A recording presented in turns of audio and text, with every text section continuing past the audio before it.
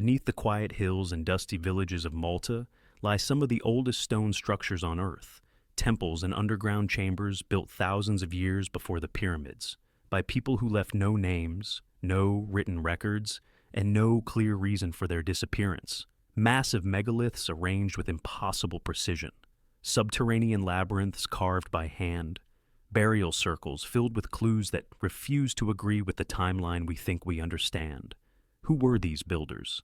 How did they move stones heavier than cars? And why did their entire world vanish without a trace? The answers may be hidden in the lost megaliths of Malta, and their secrets are only beginning to surface. Ggantija Temples. The Ġgantija Temples rest upon a wind-brushed ridge on the island of Gozo, their monumental stones weathered into gentle contours that catch the early light with a quiet grandeur. And as one walks toward them, the scale of the megaliths rises slowly, almost reluctantly, as though the structure prefers to reveal itself only in fragments, drawing the viewer into a patient study of its age, softened geometry.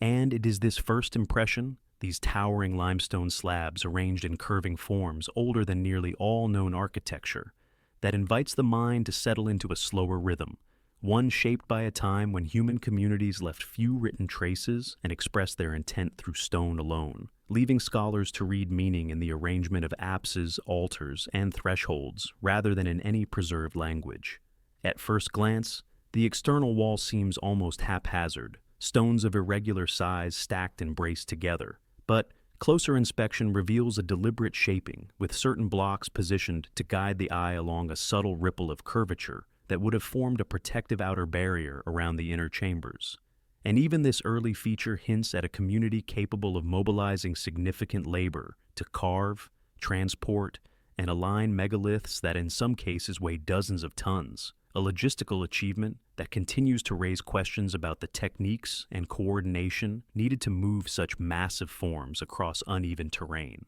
Within the complex, the rounded rooms offer a sense of enclosure that softens the severe exterior, and the walls' gentle inward lean suggests they once supported a roof, an architectural choice that reshapes our sense of the site, not as an open-air arrangement, but as a sheltered interior where sound, ritual movement, and the play of low light might have carried particular significance. And archaeological excavations have revealed small niches, carved blocks, and remnants of offerings, animal bones, shells, and fragments of figurines that speak of ceremonial practices deeply rooted in cycles of life, fertility, and renewal, though the exact nature of these rites remains elusive and subject to interpretation rather than certainty. As excavators traced soil layers and studied pottery sequences, it became clear that the people who built Ġgantija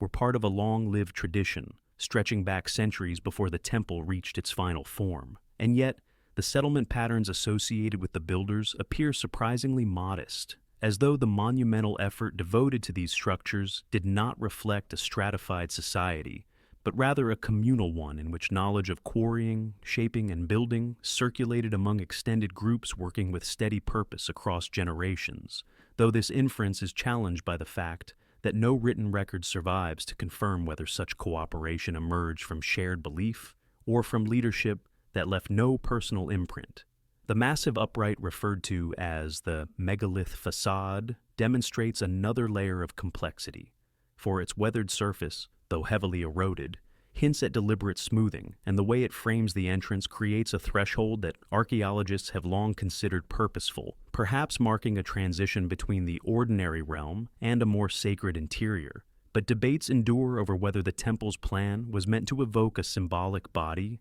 a kind of architectural metaphor, or whether its shapes simply follow practical lines of structural stability, with curves absorbing the stresses of heavy stonework more effectively than the sharp corners would, on an island prone to seasonal storms and subtle seismic shifts.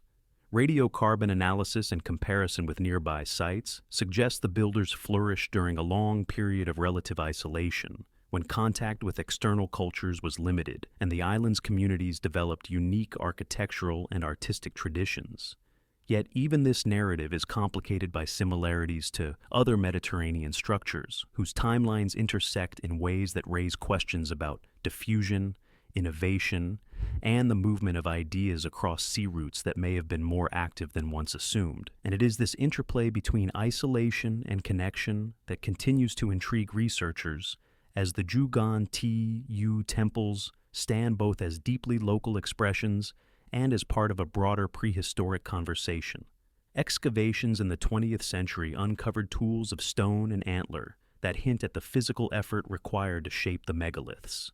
But the absence of metal technology at that time challenges modern expectations and forces a reconsideration of ancient craftsmanship for the precision needed to fit large blocks.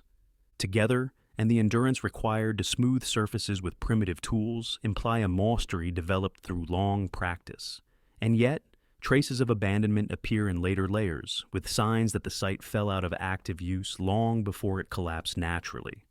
A shift that invites speculation about social change, ecological stress, or transformations in belief systems that left the once central complex silent. There are contradictions within the archaeological record, such as the placement of certain stones that appear to have been repositioned in antiquity for reasons unknown,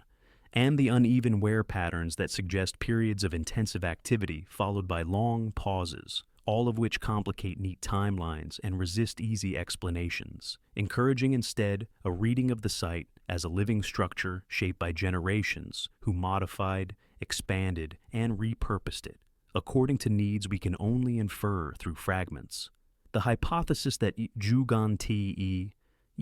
served as a focal point for rituals tied to agricultural cycles aligns with the location's vantage over fertile valleys and changing light across seasons. But alternative views propose it may have been a gathering place for ceremonies of community identity, a space where narratives, memory, and shared ancestry were reinforced through repeated movement within its chambers. And though these ideas compete, none fully capture the lived experience of individuals who pass through its stone corridors. As scholars continue to examine minute traces, polished patches on floor slabs, residues on stone altars, and the arrangement of small deposits placed in corners, the temptation grows to view the temple not as a static monument, but as a dynamic system of meanings that shifted subtly as the community evolved. And in this reading, the site becomes less a relic of a vanished culture and more a silent witness to generations who interpreted their world through cycles of construction and renewal. Yet amid all these analyses, there remain deeper uncertainties. Whether the knowledge of building such structures was preserved through oral tradition or held by specialists. Whether the temple's ceremonial role was inclusive or restricted, and why, after centuries of use, the community ultimately stepped away, leaving the stones to settle into the landscape. As the sun sets behind the ridge and shadows lengthen across the worn surfaces, the Ggantija Temples evoke not simply an ancient structure, but a lingering question: how a small island society achieved such monumental expression so early in human history, and what quiet transformation led them to abandon a place that once held such evident significance, leaving these megaliths as enduring markers of a past that remains partly illuminated and partly lost beyond the reach of certainty. Hagar Qim Temples. The Hagar Qim Temples rest on a sunlit limestone ridge facing the open Mediterranean, their pale surfaces shifting gently from gold to ivory as the day moves across them. And as one approaches the complex, the sensation is less of entering a ruin than of stepping into a carefully arranged dialogue between stone, sky, and sea, as though the builders selected this exposed promontory not only for visibility, but for the way the horizon breathes light into the architectural forms. And this quiet interplay sets the stage for the temple's layered enclosures, whose curving apses, standing thresholds, and meticulously fitted blocks reveal a long sequence of construction phases that echo developments seen elsewhere in the archipelago, while still maintaining a distinct personality shaped by its dramatic location. Close study of the surviving stones reveals shallow pitting on the external surfaces, clues to countless seasons of sea-driven wind abrading the limestone, yet the core architecture remains coherent, its entrances framed by upright slabs that guide movement inward through low, narrowing passages. And once inside, the chambers unfold in a series of rounded forms that create a sense of shelter despite the site's openness. suggesting an intentional contrast between the harsh coastal environment outside and the more enclosed, calibrated space within. And archaeological excavations have uncovered altars carved with shallow basins, their surfaces bearing microscopic polishing that hints at repeated use, perhaps involving offerings of grain, oil, or symbolic objects whose meanings remain elusive but are supported by scattered evidence of burnt material and small deposits placed with care. One of the most frequently discussed features is the so-called oracle hole, a small window-like opening set into a stone wall that aligns in such a way that sunlight during particular times of the year may have entered the space in a controlled beam, and though debates continue over whether this alignment was intentional or coincidental, its presence adds a subtle dimension to interpretations of ritual practice, prompting questions about whether the builders observed seasonal cycles through architecture, or whether the opening served a more functional or symbolic purpose unrelated to astronomical events. Excavations have revealed a variety of carved stones, some bearing simple circular depressions, others decorated with motifs reminiscent of spirals or plant forms, and these remnants suggest a symbolic vocabulary shared across Malta's megalithic sites. Yet the variations at Hagar Qim hint at localized traditions or specific community beliefs that may have shaped the temple's internal arrangement. Though without written records, these interpretations remain grounded in careful observation rather than certainty. Beneath the temple floor, archaeologists discovered a sequence of earlier surfaces and shallow cuts into the bedrock, evidence that the site's sacred function evolved over centuries, with successive phases of building, expanding and modifying the layout to accommodate shifting practices. And this layered history complicates attempts to define the temple's purpose in fixed terms, raising the possibility that its meaning transformed alongside the community that sustained it. The massive upright slabs forming the outer walls show marks consistent with levering and dragging, indicating that the builders employed wooden rollers, ropes, and persistent labor to maneuver the blocks into place. And while these techniques are plausible and supported by experimental archaeology, the absence of detailed tools or direct explanatory artifacts leaves room for ongoing inquiry into the precise methods used to move stones that weigh several tons across uneven terrain and up a ridge exposed to shifting winds. Among the most evocative discoveries at the site are fragments of small figurines carved with rounded, abstracted human forms, which may have been associated with ceremonies involving fertility,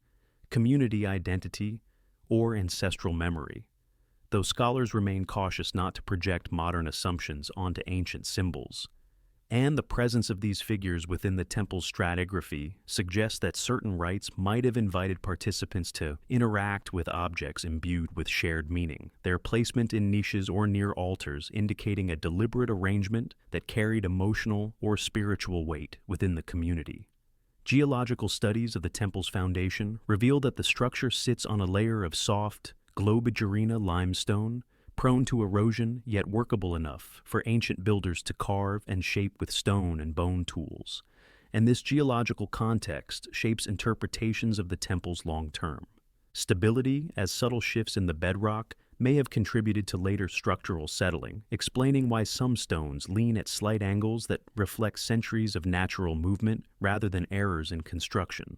As excavators examined soil layers and compared pottery styles, they identified connections to nearby habitation sites, suggesting that the community responsible for Ħaġar Qim lived in small clusters rather than dense settlements. And this pattern invites speculation about how such modest populations managed the labor required for monumental construction, a puzzle that continues to spark debate among researchers who propose models ranging from communal seasonal labor to small groups of skilled specialists traveling between sites. Contradictions emerge within the archaeological interpretation, such as sharp differences in wear patterns across certain stones and unexplained asymmetries in chamber arrangements that do not align cleanly with known construction phases, hinting at either unrecognized modifications or functions that have left no surviving trace. And these inconsistencies resist easy categorization, encouraging scholars to view the temple not as a fully understood architectural plan, but as a living structure shaped by multiple generations whose priorities, resources, and beliefs shifted subtly over time. Environmental studies suggest that the landscape around Ħaġar Qim during its period of use may have been more wooded and fertile than today, with vegetation patterns that could have influenced the way the temple's location was perceived, and this possibility reframes the temple not as an exposed outpost, but as a central gathering point within a dynamic environment that has since transformed through millennia of natural and human-driven change. As interpretations multiply, some researchers emphasize the temple's visual orientation toward the sea, proposing that the builders integrated the horizon into ceremonial practice, while others argue that internal spatial relationships and the movement of participants through curved chambers played a more significant role in shaping ritual experience. Yet, both views acknowledge the careful thought embedded in the architecture, a testament to a culture that expressed its worldview through stone rather than text. Excavations continue to generate subtle clues, charcoal flecks from ancient fires, smoothing on threshold stones from repeated passage, and small clusters of animal bones that seem intentionally placed, each detail contributing to a growing understanding of the community's symbolic landscape, while also reminding scholars how much remains concealed. And as the sun lowers into the Mediterranean, casting long shadows across the temple's weathered surfaces, the Ħaġar Qim Temples evoke a lingering sense of transition, as though the structure itself stands between the known and the unknown, offering fragments that hint at a complex ceremonial world while withholding the full narrative of the people who shaped these stones, leaving the site as both a testament to ancient craftsmanship and an enduring mystery that stretches quietly across the centuries. Mnajdra Temples. The Mnajdra Temples rest on a terraced slope overlooking the southeastern coast of Malta, their weathered stones arranged in a deliberate pattern that blends the precision of an ancient plan with the slow distortions of time. And as one approaches the complex, the interplay of three distinct temple structures becomes apparent, each offset slightly from the next, as though they were built in thoughtful succession, forming a cluster of curved chambers that suggest both continuity and innovation within the island's long, megalithic tradition. And it is this layered architectural dialogue, three temples side by side, each with its own entrance, carved thresholds, and internal bays, that draws scholars into a deeper contemplation of why such a configuration emerged here, where the land slopes gently toward the sea and the early morning light filters between the megaliths with quiet precision. The orientation of the South Temple, perhaps the most studied of the three, has long been noted for its alignment with the rising sun during the equinoxes and solstices, and while some interpret this alignment as intentional, a reflection of ritual practices centered on seasonal cycles,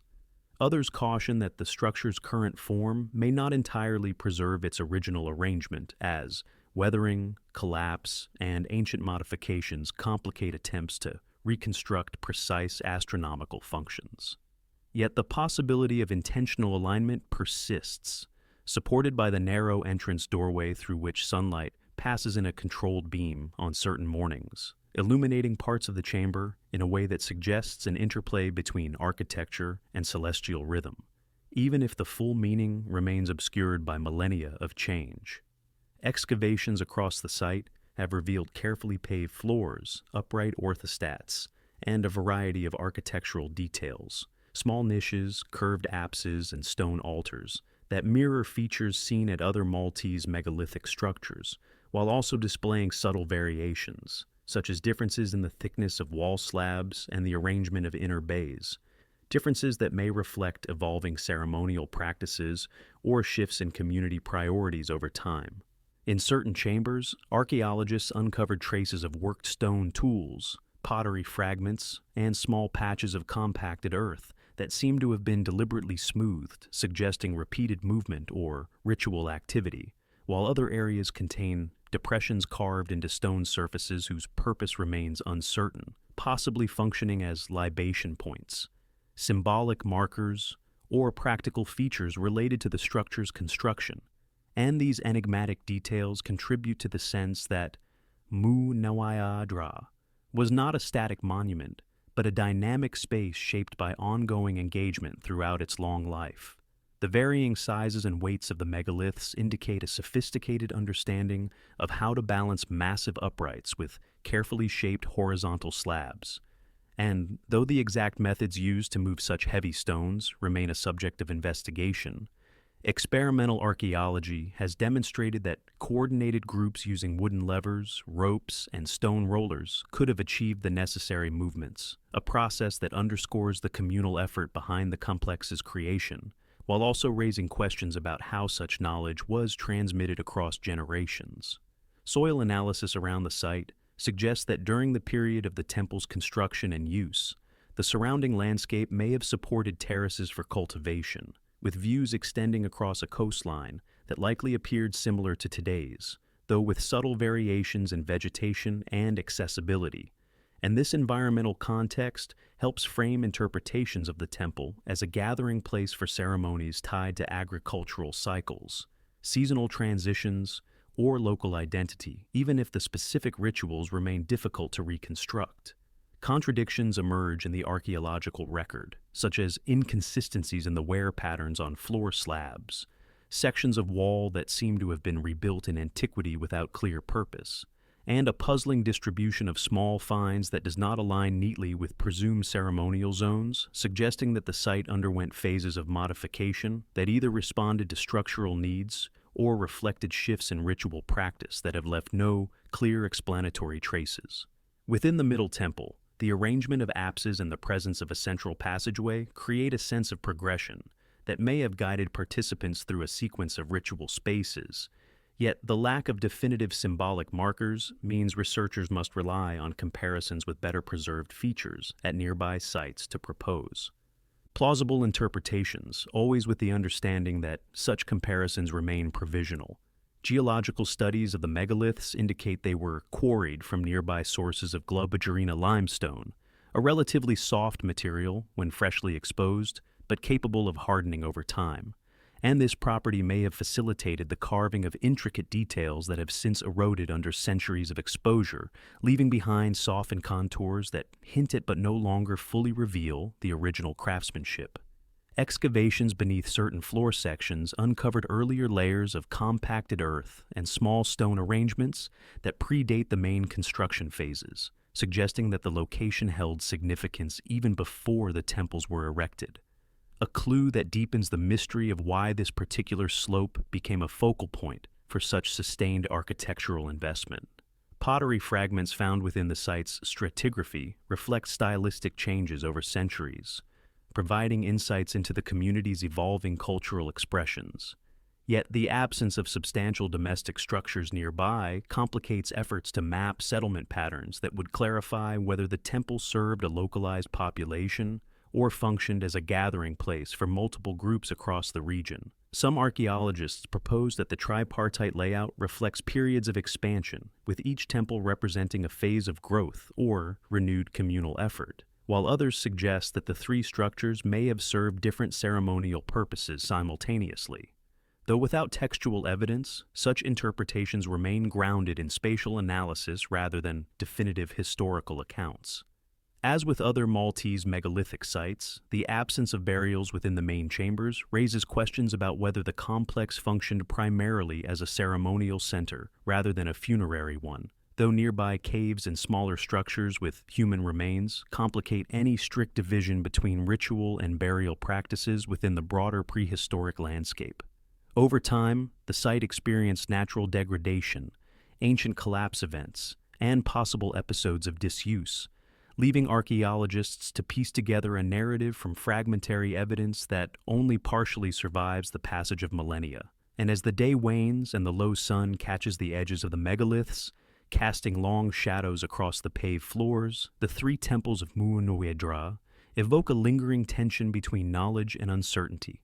offering glimpses of a sophisticated architectural tradition shaped by people whose worldview can be sensed through stone but never fully reconstructed, leaving the complex as both a testament to ancient ingenuity and an enduring reminder of how much remains beyond the reach of the modern eye. Hypogeum of Ħal Saflieni. The Hypogeum of Ħal Saflieni lies hidden beneath an unassuming street in Paola, its entrance marked today by modern structures that give little hint of the immense subterranean world carved by human hands thousands of years ago. And descending into this labyrinth is like stepping into a carefully sculpted silence where every curve, chamber, and shadowed recess seems shaped with a patient precision that transcends the simplicity of the tools known to its builders.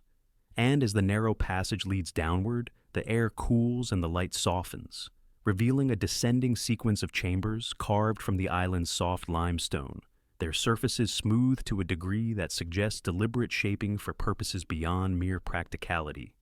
perhaps reflecting a ritual sensibility that embraced darkness, echo, and the slow transition between levels as elements of a deeper ceremonial experience. The upper chambers appear simpler, their walls bearing signs of early excavation, but deeper levels, particularly the so-called middle level, display a complexity that has captured scholarly attention for over a century, with architectural features that mimic the above-ground megalithic temples, carved lintels, corbelled impressions, and shallow niches that echo the forms of structures built on the surface, as though the underground space was conceived as a counterpart to the island's grand stone monuments. Within these inner chambers, red ochre patterns appear faintly on some walls, curving lines, spirals, and clusters of dots whose meanings remain elusive but suggest symbolic or ritual intent, traces of a visual language expressed through pigment and a form rather than text. And their presence deep in the subterranean environment adds a layer of mystery to interpretations of how light was used in this space, whether through torches, lamps, or reflective surfaces that may once have illuminated these designs during ceremonies now lost to time. The so-called oracle room, perhaps the most studied chamber, is noted for its remarkable acoustics, with a carved niche that produces resonant sound when a voice is projected into it, creating vibrations that seem to fill the chamber in a way that feels intentional, even if its exact purpose remains debated. And researchers have proposed various interpretations, from ritual chanting to vocal communication across chambers, though alternative views caution that such effects may arise naturally from the geometry of the space, leaving open the possibility that the acoustic qualities were either deliberately engineered or serendipitously discovered during the long process of excavation and expansion. Excavations within the Hypogeum revealed the remains of hundreds of individuals, their bones found in disarticulated clusters rather than formal burials, suggesting a complex funerary tradition in which bodies may have been placed, moved, or arranged according to practices that left little obvious pattern. And this ambiguity fuels ongoing discussions about whether the Hypogeum served as a collective ossuary, a ceremonial space where the dead played an active role in the community's spiritual life, or a combination of functions that shifted over time as beliefs evolved. The presence of small artifacts, beads, pendants, carved figurines, pottery fragments, scattered within the layers of deposition, adds further complexity, for their distribution does not align neatly with specific chambers or phases, suggesting that offerings and personal items were introduced at various times, and perhaps moved inadvertently during later use, making it difficult to reconstruct the sequence of rituals that unfolded within these dimly lit spaces. Geological studies indicate that the builders worked the soft, globigerina limestone using stone and bone tools, shaping chambers through a gradual process of carving, smoothing, and expansion that would have required sustained effort, organization, and intimate familiarity with the rock's properties. For the lower levels reveal sophisticated design choices, such as curved ceilings that resist collapse and benches carved directly from the bedrock, features that suggest knowledge of structural stability even in the absence of formal architectural engineering. Over time, as excavators removed soil and debris, they discovered subtle architectural features, a carved pillar here, a shallow alcove there, a series of steps linking levels that complicate earlier assumptions of uniform design, for the Hypogeum appears not as a single unified project, but as a structure that grew gradually, shaped by multiple generations who expanded, altered, and reinterpreted its spaces according to needs and beliefs that remain partly obscured. Radiocarbon dating places its earliest phases around the same, period as the island's earliest megalithic temples, suggesting a cultural tradition in which the relationship between the living and the dead held particular significance, yet the Hypogeum's subterranean nature sets it apart from surface temples, raising questions about whether the underground environment was chosen for symbolic reasons, perhaps representing a connection to ancestors, the earth, or cycles of life and regeneration. Contradictions arise within the archaeological record, such as inconsistencies in bone placement, signs that some chambers were sealed and later reopened, and evidence that certain areas were modified long after their initial carving, all of which point to evolving functions rather than a singular, fixed purpose. And this dynamic history challenges attempts to categorize the Hypogeum strictly as a burial site or temple, instead encouraging a more nuanced understanding of its role within a culture that expressed its relationship to time, death, and community through space rather than inscription. Environmental analysis of embedded sediments reveals traces of plant material, charcoal, and soil that may indicate offerings or rituals, though the fragmentary nature of such evidence prevents definitive interpretation, leaving open the possibility that ceremonies involving fire, light, or aromatic substances once took place within these chambers, shaping sensory experiences now impossible to replicate. The interconnected rooms, some broad and others narrow, create a spatial journey that may have guided participants through shifting gradients of darkness, sound, and enclosure, suggesting a ceremonial progression from the familiar to the enigmatic, though the specifics remain speculative, grounded in architectural analysis rather than explicit archaeological proof. As excavation continued into the lowest levels, the structure's complexity deepened, revealing chambers with smooth, bowl-like interiors carved with a precision that seems to reflect both functional and symbolic considerations. And these deepest spaces, accessible only through narrow shafts or small openings, challenge assumptions about who entered them and why,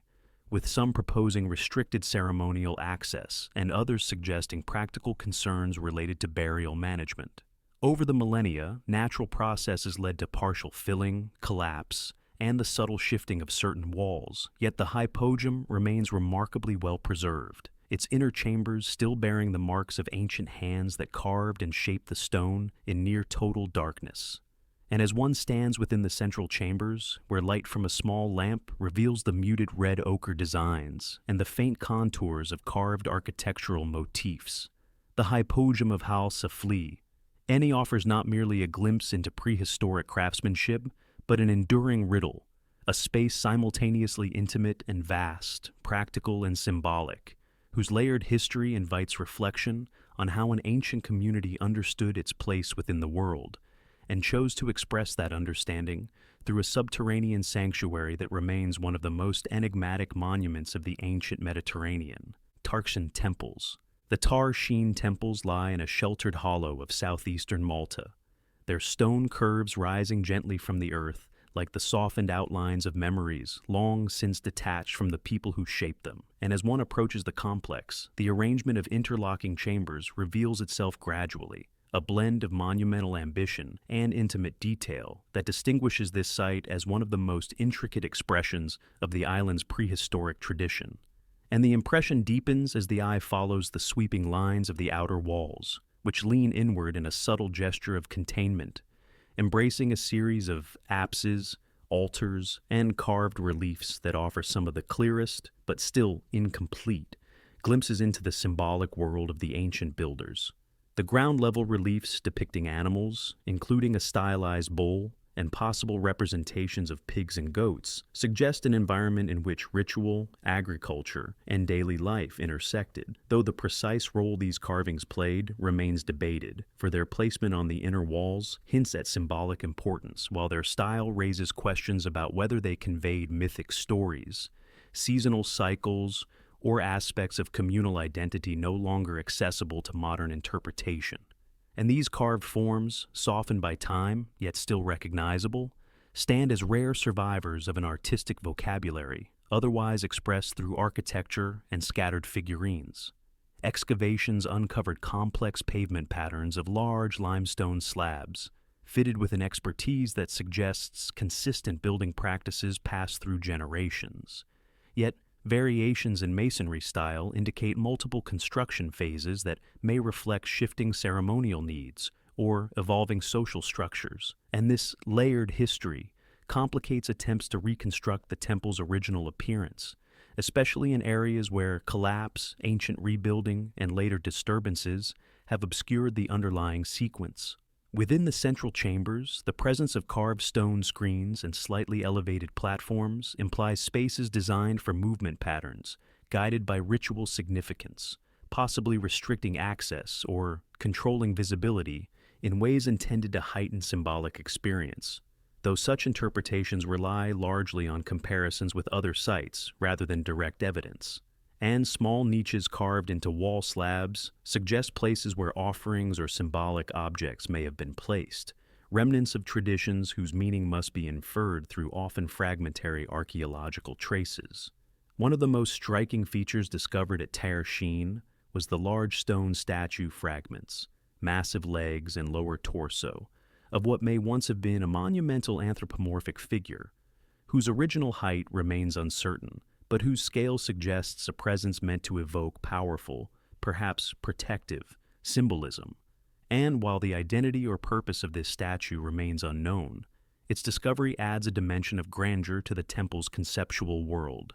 suggesting that the community's rituals may have included engagement with representations of deities, ancestors, or symbolic entities now largely erased from the record. The floors of certain chambers bear shallow circular depressions carved into the stone, interpreted variously as sockets for wooden posts, ceremonial basins, or practical features of construction.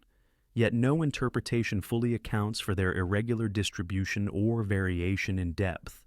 leaving this detail as one of many small puzzles that complicate attempts to impose definitive meaning on the site's complex arrangement. Stratigraphic analysis reveals layers of soil and debris accumulated through centuries of use, abandonment, and later reoccupation. And within these layers, archaeologists found pottery fragments, animal bones, and small objects that paint a picture of rituals involving food offerings, feasting, or symbolic deposition.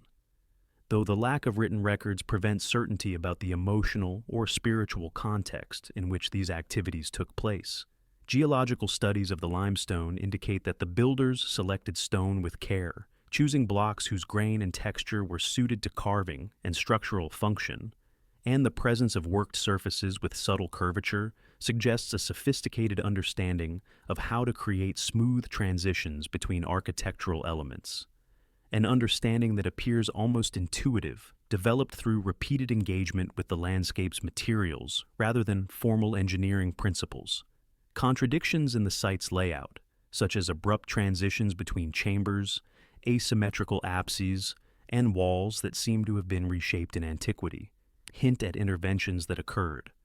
long after initial construction, perhaps reflecting changes in ritual practice or a response to structural concerns, and these inconsistencies invite caution in assuming a single, unified plan behind the temple's evolution. Environmental clues embedded in soil deposits, charcoal flecks, botanical remains, and animal bones suggest that rituals may have involved controlled fires, food preparation, or symbolic offerings. And though these traces do not provide clear narratives, they indicate a complex relationship between ceremony and daily life, where the temple functioned not as an isolated sacred structure, but as a place integrated into the rhythms of the community. Over time, erosion, natural collapse, and human activity altered the site's appearance, and modern reconstructions based on early excavations, some of them conducted before contemporary archaeological standards, complicate the effort to distinguish original features from later interventions, prompting ongoing debate among researchers about how best to interpret the temple's spatial logic. The presence of cremated human remains in certain layers suggests that burial practices may have been incorporated into the temple's functions during later periods,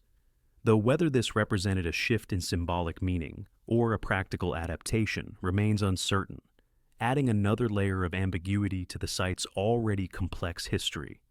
As the afternoon light fades and shadows stretch through the rounded chambers, the Tarxien Temples evoke a sense of accumulated time, their eroded carvings and softened edges testifying to centuries of ritual activity, gradual abandonment, and rediscovery. And standing within these ancient walls, one senses both the clarity of the craftsmanship and the opacity of its underlying purpose. The structure offers abundant clues but few answers, inviting speculation grounded in cautious interpretation rather than definitive claims. And as researchers continue to study the site's micro-traces, tool marks on stone, microscopic wear patterns, and subtle shifts in architectural alignment, the temple remains a quiet enigma, revealing just enough to suggest a sophisticated ceremonial tradition while withholding the full story of the people who built and sustained it, leaving modern observers with a lingering sense of mystery that settles gently across the stone surfaces like the last light of day. Skorba Temples. The Skorba Temples sit quietly on a slight rise in Malta's northern landscape, their stones far more modest than the monumental complexes to the south. Yet it is precisely this quieter presence that invites a different kind of reflection, for the site feels less like a grand ceremonial center and more like a threshold between earlier village life and the later flowering of megalithic architecture, its weathered foundations and partial walls offering a rare glimpse into the formative stages of a building tradition that would eventually produce some of the island's most impressive prehistoric structures. And as one approaches, the low curves of the remaining apses blend with the surrounding fields, their simple lines softened by centuries of exposure, hinting at a structure that once stood more complete, but now reveals only fragments of its original outline, encouraging scholars to read the faint traces of stone and soil as clues to a deeper, more intimate story of community and experimentation. Excavations at Skorbuh uncovered two main structures: an older shrine dating to the earliest phases of the temple building period and a later, more developed temple built adjacent to it. And this pairing, an earlier, simpler form beside a more refined one, offers an invaluable cross-section of architectural evolution, showing how early builders transitioned from small, roughly shaped chambers to the more deliberate and curvilinear designs seen in later monumental sites. Yet, even with these contrasts in view, the site refuses to deliver easy answers, for the earlier shrine's layout remains partially obscured by erosion and collapse, while the later temple bears signs of modifications that blur the boundaries between distinct phases. The foundations display clear evidence of careful planning, despite their modest scale, with stone sockets, upright blocks, and remnants of curved walls arranged in a pattern that echoes the apsidal shapes characteristic of Maltese megalithic architecture. And though the surviving elements may appear simple, they reflect a community that had already begun exploring spatial forms that would later be refined at places like Tarxien and Mnajdra, suggesting that Skorba served as a kind of architectural laboratory where ideas were tested, adapted, and eventually expanded into grander designs. Soil layers beneath the temple surfaces revealed traces of earlier habitation, going back to the Neolithic village that once occupied the site, including pottery fragments, hearth remains, and compacted earth that indicate domestic life long before the temple structures rose. And this continuity between settlement and sanctuary suggests that the transition from daily routines to ceremonial practices may have been gradual, shaped by evolving beliefs rather than abrupt architectural innovation. The pottery found at Skorbuh, especially the early forms associated with the island's first farming communities, provides a chronological anchor for the site's development. Yet the stylistic transitions between pottery types remain subtle enough to complicate precise sequencing, inviting interpretations that rely on cross-site comparisons rather than straightforward internal progression. And even these comparisons reveal inconsistencies, as some forms appear earlier at Skorbuh than at larger temple sites, hinting at regional variation or independent innovation within smaller communities. The site's modest size belies the sophistication of certain details, such as carefully fitted paving stones and shallow hollows carved into slabs that may have held offerings or served as functional features during construction. And though their purpose remains uncertain, they contribute to the sense that the people who built Skorbuh were exploring new symbolic and architectural possibilities within constraints that prevented the creation of more monumental structures. Geological analysis of the stone used at the site indicates that the builders selected smaller, more manageable blocks from nearby sources of Globigerina limestone, a practical choice that reflects both the technical limitations and the evolving building knowledge of an early stage in temple construction, and this practical approach stands in contrast to later sites where massive megaliths were transported over greater distances, suggesting that Skorba represents a period when spiritual or ceremonial needs were expressed within a more intimate architectural scale. Contradictions arise in interpreting the spatial layout, particularly in areas where walls appear to have been rebuilt, or where the alignment of certain stones suggests changes in the structure's orientation over time. And these inconsistencies challenge the assumption of a single, unified plan instead, pointing to a history of gradual modification shaped by shifting community needs or evolving ritual practices that left no written record. Excavations yielded small figurines, pottery sherds, and fragments of tools that paint a picture of daily and ceremonial life intertwined, though the precise context of their deposition is often unclear due to later disturbances and ancient reuse of certain areas,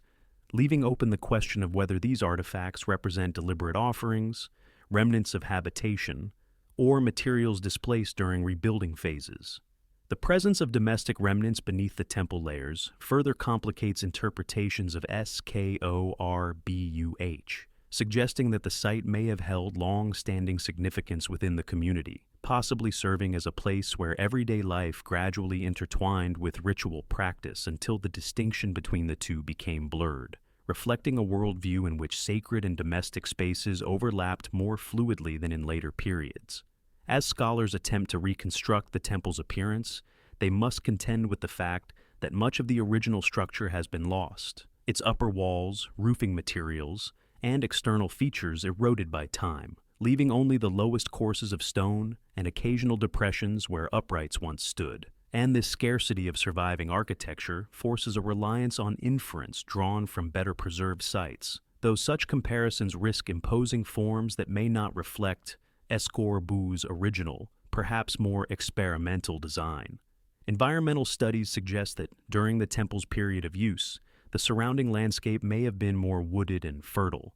providing resources for the community and shaping the setting in which rituals or gatherings may have occurred, though changes in vegetation and soil composition over millennia render these reconstructions tentative, grounded in pollen analysis rather than direct observation. As one moves through the site today, the low stones create a sense of intimacy, offering hints rather than declarations, and the absence of large sculptural reliefs or grand altars shifts attention to subtle details: the curvature of a foundation, the angle of a threshold, the faint depressions in the earth where ritual movement may have occurred, traces that evoke a quieter, more personal form of ceremonial expression. And as the sun lowers and the shadows lengthen across the low remains, Skorba Temples stand as a reminder that not all ancient mysteries announce themselves through monumental scale. Some whisper through fragments, inviting contemplation of the early steps taken by a community that would eventually shape some of the world's earliest megalithic architecture, leaving these modest stones as evidence of beginnings that remain partially visible and partially dissolved into the long, unrecorded passage of time. Hagrat Temples. The Hagrat Temples rise quietly from the gentle slopes of Mnajdra, their compact form and weathered stones presenting a softer, more intimate expression of Malta's prehistoric architecture. And as one approaches the site, the modest scale becomes less a sign of limited ambition and more a reflection of an early architectural stage in which ideas about sacred space were still forming,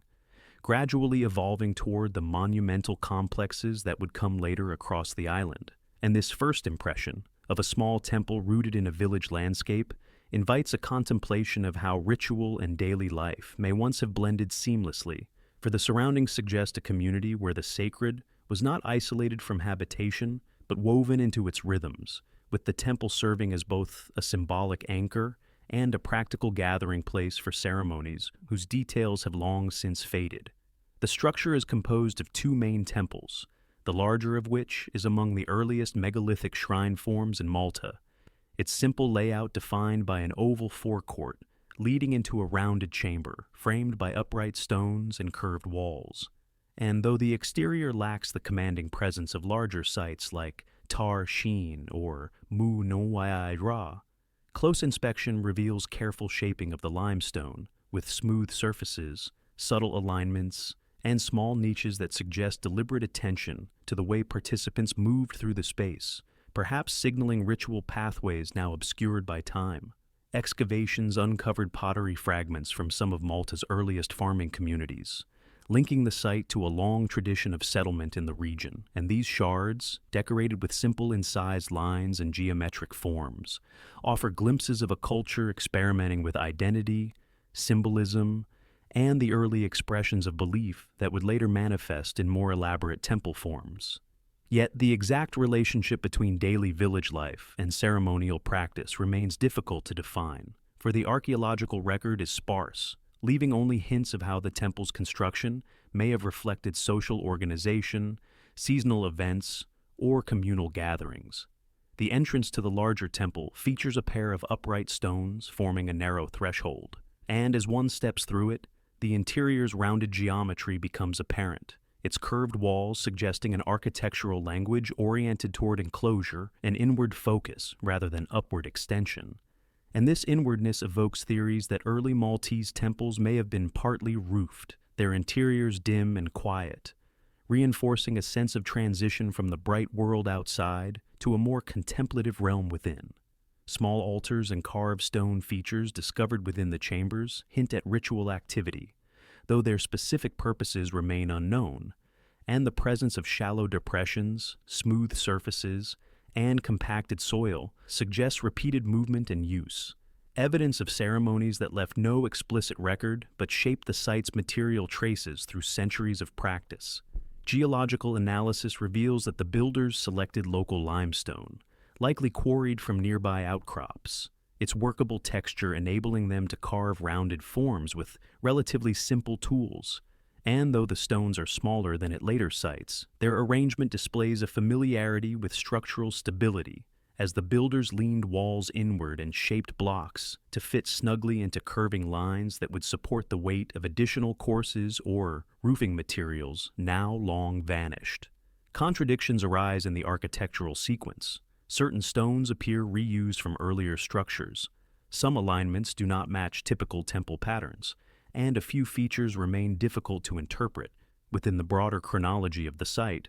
prompting debates about whether Hagrat represents a single coherent plan or a series of small-scale modifications carried out over generations, each adjustment reflecting shifting beliefs or practical necessities within the community.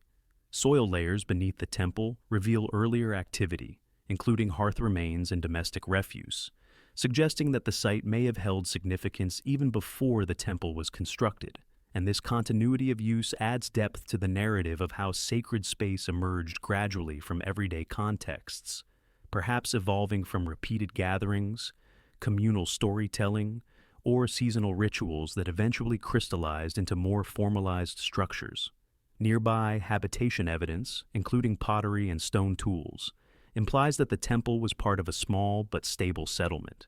and this local context challenges assumptions that temple construction required centralized authority or complex hierarchy. Instead,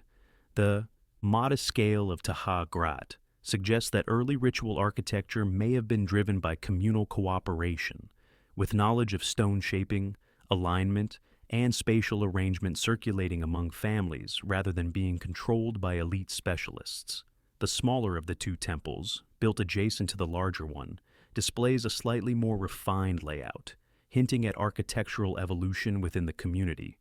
though the limited surviving walls make it difficult to reconstruct its original appearance, and the contrast between the two structures invites speculation about how ideas were transmitted, adapted, and reinterpreted during the site's long lifespan.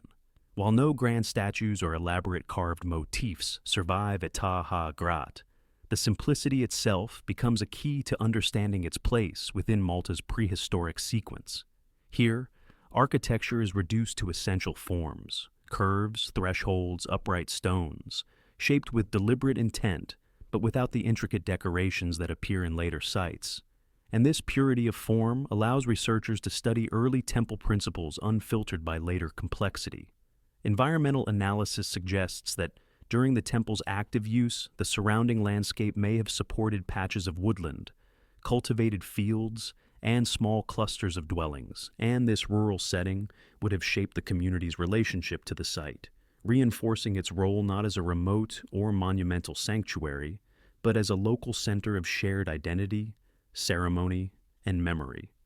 The limited number of artifacts recovered at the site, small figurines, pottery fragments, and occasional animal bones, suggest that rituals may have been modest and intimate rather than elaborate or large-scale, reflecting a worldview grounded in daily life rather than grand cosmological narratives, though the absence of clear symbolic markers leaves ample room for interpretation. As researchers examine the faint tool marks on the stones, the subtle variations in wall curvature, and the shallow soil deposits that accumulate between centuries of use, Ħaġrat emerges as a place where early architectural ideas took root, shaped by hands that worked with both familiarity and experimentation. And, as the afternoon light softens across the low walls, revealing the delicate interplay of shadow and stone, the Ħaġrat Temples evoke the quiet beginnings of a tradition that would later rise in grandeur across the island, leaving this modest site as a whisper of origins. A place where the first foundations of Malta's megalithic world were laid by a community whose beliefs can only be sensed in the gentle curves of the surviving stones and the silence that rests upon them, an enduring hint of a past that remains partly visible and partly lost to time. Borg, in-Nadur Megalithic Temple, the Borg in-Nadur. Megalithic Temple rests above the gentle curve of Marsaxloch Bay, its stones positioned at the edge of a landscape that shifts from fertile fields to rugged coastal slopes. And approaching the site today, with its weathered blocks scattered across an uneven ground, it can be difficult to imagine the structure as it once stood. Part temple, part boundary marker, part witness to a community navigating the slow transition from the island's megalithic tradition toward the early Bronze Age. And this transitional character is what gives the site its quiet intrigue, for Borg in-Nadur does not fit neatly into the architectural patterns seen at more complete complexes like Mnajdra or Tarxien, instead revealing traces of both ceremonial design and defensive concern, suggesting a moment in Malta's prehistory when the rhythms of ritual and the pressures of shifting social landscapes intersected in ways still not fully understood. The temple's curved walls, fragmentary yet distinct, hint at the apsidal forms characteristic of Malta's earlier megalithic structures, but their modest height and irregular arrangement suggest a community working with reduced resources or evolving priorities. And as excavation peeled away layers of soil, archaeologists discovered that the temple may have once stood adjacent to a later fortification wall, a heavy, stone-built defensive barrier that overlooks the bay with a commanding vantage, its construction diverging sharply from the curving, symbolic architecture of earlier centuries. And this pairing of forms raises questions about whether Borg in-Nadur represents a fading echo of a once robust ceremonial tradition, or a final attempt to maintain sacred practices amid changing social dynamics. Within the temple area, the paved floors and upright stones suggest a layout of at least 2 chambers, though erosion and ancient collapse obscure full reconstruction. And the surviving architectural traces display a mixture of carefully shaped blocks and more hastily positioned stones, as though the builders worked within constraints that limited their ability to create the grand spaces seen elsewhere on the island. Yet, even in its reduced form, the site retains the unmistakable logic of ceremonial architecture: narrow thresholds, curved boundaries, and small recesses that imply ritual movement, offerings, or symbolic actions no longer directly traceable. Pottery fragments found within the temple layers include both early megalithic forms and later styles associated with the onset of the Bronze Age, and this overlap indicates that the site experienced multiple phases of use, with its earliest construction belonging to Malta's temple period and its later activity shaped by people whose cultural practices were gradually diverging from the island's long-standing architectural tradition. And this continuity across different periods adds a layer of instability to the timeline, For while some artifacts suggest ongoing ritual engagement, others, such as coarse cooking wares and domestic tools, hint that the temple space may have been repurposed or partially absorbed into daily life as its original meaning faded. The nearby fortification wall, often discussed in relation to the temple, introduces further contradictions. Built with large, roughly stacked stones and oriented toward the sea, it appears designed for lookout or protection rather than ceremony. Yet its proximity to the temple raises the possibility that the two structures once formed part of a broader complex, perhaps reflecting a community responding to new social pressures, migration, resource scarcity, or shifts in trade patterns that required defensive measures while still maintaining aspects of its ancestral ritual heritage. Environmental studies suggest that during the temple's active use, the coastline below may have provided rich marine resources, and the surrounding fields likely supported small-scale agriculture, creating a landscape of subsistence that shaped the community's identity, and may have influenced its decision to build both a ceremonial structure and a defensive wall within the same vicinity, though the specifics of this relationship remain difficult to define. Soil layers beneath the temple reveal traces of earlier occupation, including hearth remains, compacted earth surfaces, and pottery sherds consistent with Neolithic settlement, indicating that the site held long-standing importance well before the construction of the temple or the fortification. And this deep history hints at a continuity of place-based meaning that may have guided the community's architectural choices even as rituals and social needs evolved. Contradictions emerge in the interpretation of certain features. Depressions in the limestone floor that may represent post holes for wooden structures, but could also be natural erosion. Rough wall segments that seem out of alignment with the main chamber, but may have resulted from ancient rebuilding, and a small concentration of animal bones whose distribution suggests ceremonial deposition, though later disturbances could have displaced them, complicating efforts to reconstruct original contexts. As researchers examined the temple's surviving stones, they found that some blocks appeared to have been repositioned in antiquity, perhaps reflecting an attempt to maintain the structure during its declining phase, while others show signs of reuse, suggesting that the community may have selectively dismantled portions of the temple to repurpose stone for the adjacent fortification, an act that underscores the shifting priorities of a culture slowly moving away from monumental ritual architecture toward more practical concerns. The nearby settlement evidence, including domestic pottery and simple stone tools, further supports the notion that Borg, in-Nadur, occupied a liminal position between ceremonial and everyday realms, serving as both a place of ritual gathering and a focal point of habitation, though the specifics of this relationship remain elusive due to the fragmentary nature of the archaeological record. Geological analysis of the limestone blocks reveals that the builders selected stone from local outcrops, shaping them with tools similar to those used at earlier temples. Yet the reduced scale and irregular finish of many stones indicate either limited labor availability or a declining emphasis on architectural perfection, suggesting that the community's ritual practices may have been evolving towards simpler forms that required less monumental expression.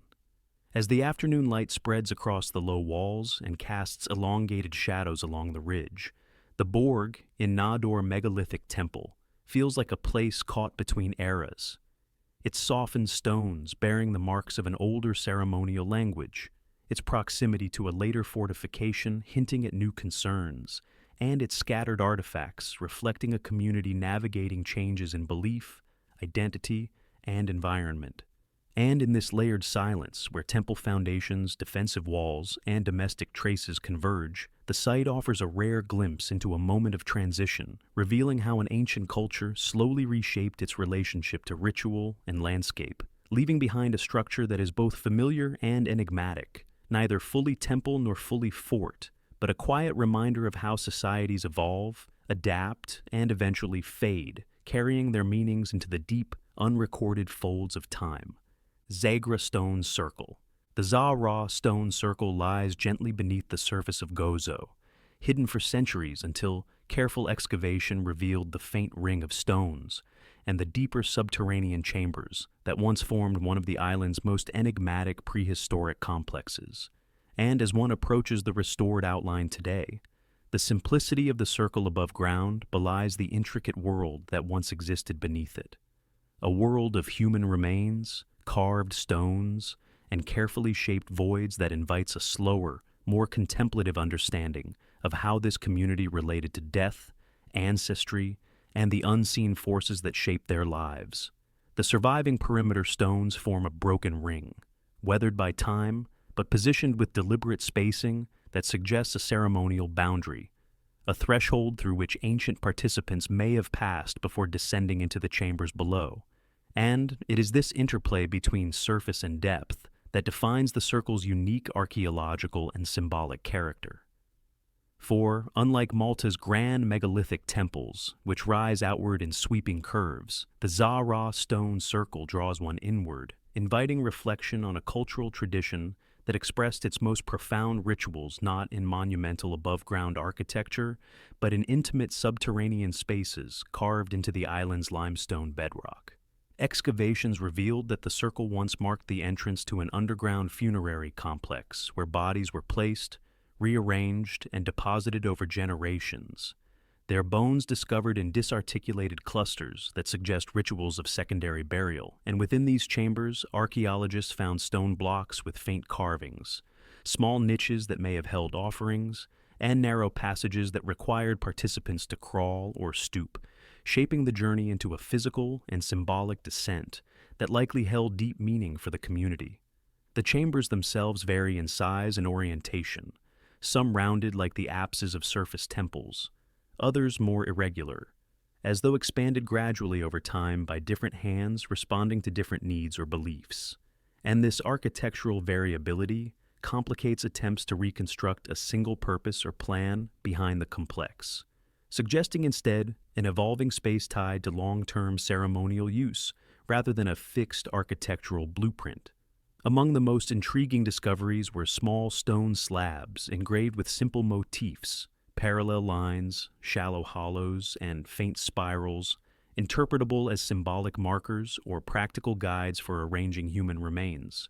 Though the absence of a clear pattern prevents definitive conclusions, reminding researchers that the community's rituals were shaped by meanings that do not easily translate into modern analytical categories. Some chambers contained accumulations of children's bones, others held mixed remains of adults and adolescents, and this distribution raises questions about whether age or lineage played a role in burial placement,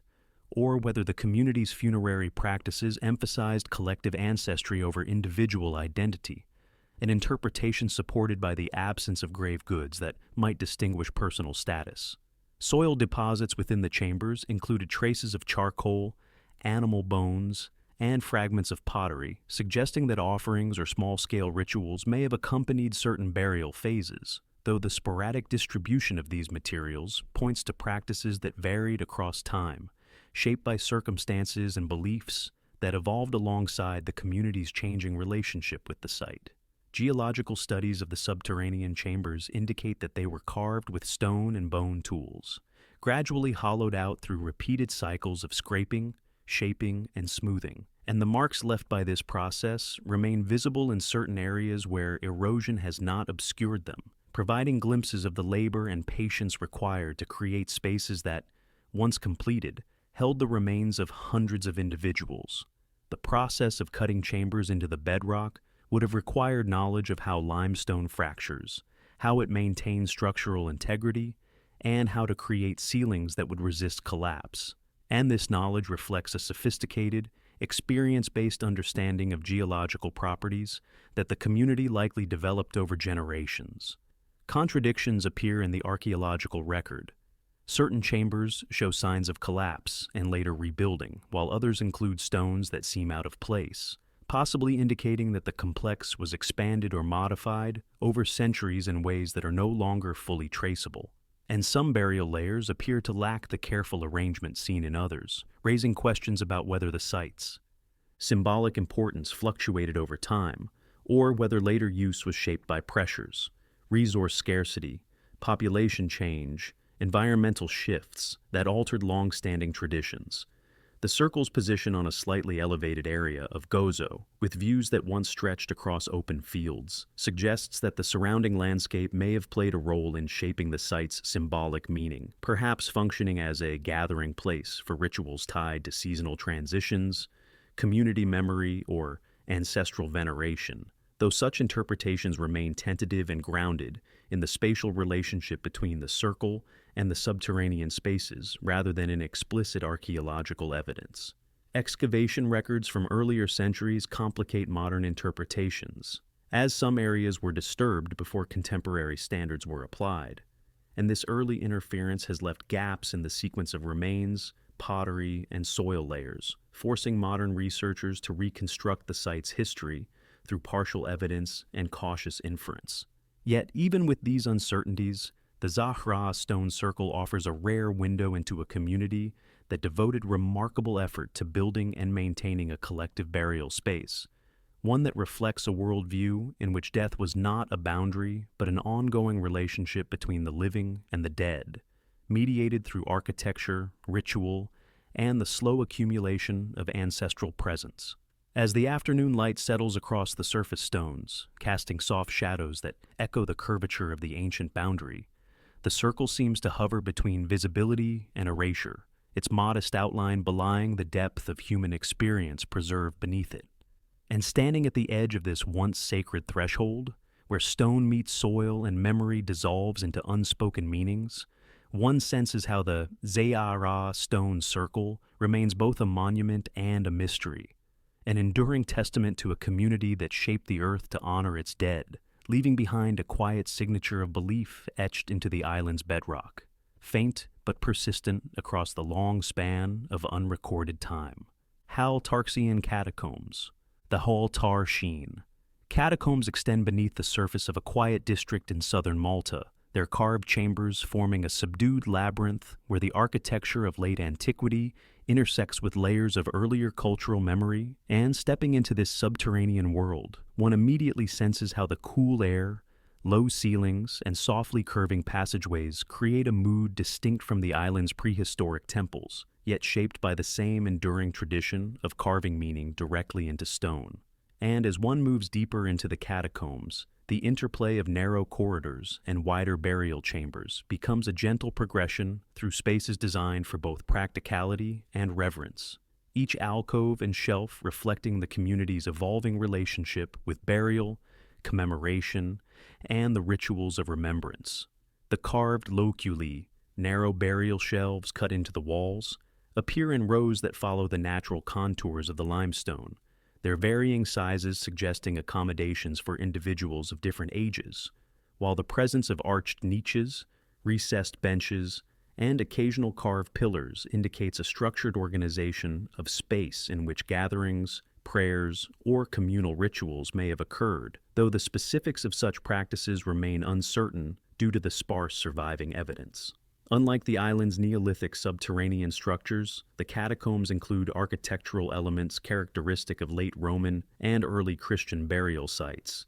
such as simple crosses incised into stone, small lamp niches placed to hold flickering flames, and cluster arrangements that suggest a community intent on shaping a collective resting place that balance modest decoration with functional clarity. Yet even these symbols, though more legible than prehistoric motifs, remain partly enigmatic, for their simplicity invites a range of interpretations tied to shifting beliefs, cultural interactions, and the practical demands of burial during periods when population pressures and evolving religious practices reshaped the island's approach to the afterlife. Excavations within the Hal Tarxien Catacombs revealed traces of plaster on certain walls, hinting that some chambers may once have been decorated more extensively, though time has eroded these surfaces into faint patches that resist detailed interpretation. And the absence of robust iconography leaves scholars to rely on the architectural layout, burial patterns, and small finds to reconstruct the site's role within the broader funerary landscape of late antiquity. Pottery fragments, oil lamp remains, and occasional beads or personal items found within the sediment layers suggest that the catacombs were used not just for interment, but also for periodic visitation, where families or community members returned to honor the dead. maintain chambers, or engage in rituals whose gestures are preserved only indirectly through the distribution of artifacts and the wear patterns on thresholds and benches. Contradictions arise within the archaeological record. Certain chambers show signs of expansion or secondary carving that do not align with the primary layout, while blocked passages and repurposed niches hint at changes in usage over time, perhaps reflecting shifts in population size, evolving liturgical practices, or the merging of different community traditions within the shared catacomb space. Some areas appear organized with careful symmetry, suggesting deliberate planning, while others reflect more organic development, as though the catacombs grew in response to immediate need rather than long-term design. And this mixture of order and improvisation complicates efforts to determine whether the site was managed by a central authority or shaped gradually by smaller family groups carving their own spaces within a communal framework. Geological analysis of the limestone reveals that the catacombs were carved using metal tools, leaving smooth cuts and chisel marks that differ from the softer tool signatures found in prehistoric structures. And this distinction highlights the technological transition that accompanied the shift from Neolithic to later cultural periods on the island, yet the purpose, creating spaces of deep connection between the living and their dead, remains a thread that ties the catacombs to earlier subterranean traditions. The proximity of the Hal Tarxien Catacombs to the more ancient Tarxien Temples has prompted speculation about whether later communities intentionally carved their burial chambers in a landscape long associated with sacred meaning, though the evidence remains circumstantial and open to debate. Still, the juxtaposition of prehistoric and late antique structures within the same region invites reflection on how layers of cultural memory accumulate in certain places, shaping choices across millennia even when direct continuity cannot be confirmed. Environmental studies of the enclosed chambers indicate that humidity, airflow, and sediment deposition shape the preservation of human remains, which survive only in fragmentary form due to natural decay and earlier disturbances, leaving researchers to rely on subtle clues, small bone fragments, tooth enamel, or impressions in soil, to reconstruct demographic patterns, health indicators, and burial customs. Some chambers contain shallow pits that may have held multiple individuals, suggesting collective burial practices, while others include more individualized niches that speak to distinctions in how the dead were commemorated, though it remains unclear whether such differences reflect social status, family groupings, or practical considerations related to available space. As one moves deeper through the dim corridors, the silence feels layered, shaped both by the absence of the people who once tended these chambers, and by the weight of centuries during which the catacombs lay dormant, slowly filling with sediment until rediscovery brought them once more into light.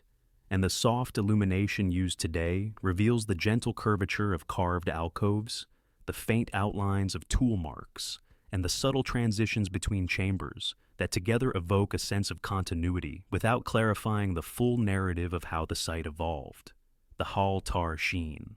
Catacombs do not declare themselves through monumental scale or elaborate decoration, but through the understated coherence of their carved spaces, which reveal a community attentive to the practical and symbolic needs of burial within a landscape already dense with ancient memory. And as one stands at the threshold between the outer daylight and the quiet interior, it becomes clear that the catacombs embody a tension between visibility and concealment, preservation and erosion, clarity and ambiguity, offering fragments of a story that must be pieced together through careful study, cautious interpretation, and an appreciation for the ways in which stone can hold meaning long after voices fall silent. In this gently carved labyrinth, where each shelf once held an individual life, and each chamber bore witness to rituals both personal and communal, the Hal Tarxien Catacombs remain an understated yet profound testament to how ancient communities expressed remembrance, identity, and reverence, leaving behind a sanctuary of stone that continues to speak softly across the centuries, its meanings partly revealed and partly dissolved into the quiet depth of time.